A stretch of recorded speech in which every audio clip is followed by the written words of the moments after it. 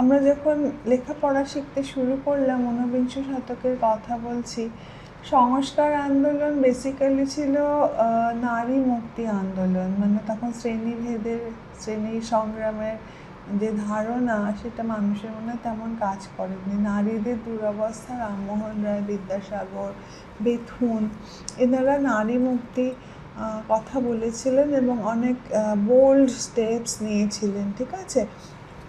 কিন্তু পরের দিকে যখন হিন্দু জাতীয়তাবাদের মানে একটা প্রভাব এসে পড়ে, বঙ্কিমচন্দ্রের আনন্দমঠ বা দেবী চৌধুরানীতে যার প্রকাশ, তখন মানুষ বলতে শুরু করে, এমনকি সংস্কারকরা, যে আগের দিন ভালো ছিল, মেয়েরা যখন বন্দি ছিল তখনই ভালো ছিল।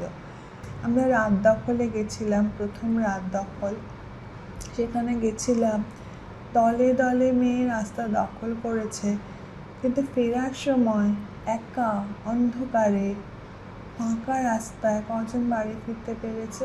তারা এসেছে হয় তাদের সহযোগী বা সহযোদ্ধা পুরুষদের সঙ্গে, বা মেয়েরাই সদল বলে বা গাড়িতে করে বাড়ি ফিরেছেন।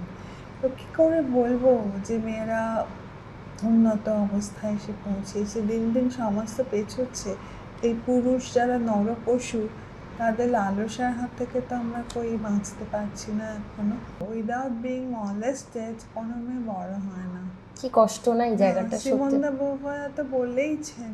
তোমার কি মনে হয় যে কি পরিবর্তন হলে হয়তো?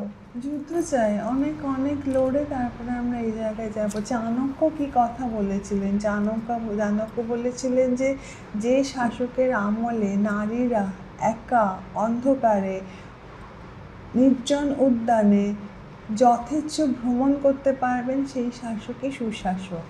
কাজে সুশাসক বা পুরুষের কি বলবো, জ্ঞান, পুরুষের ভূমিকা, এই সমস্ত কিছুর উপরেই নির্ভর করছে নারীরা কতখানি মুক্ত, স্বাধীন।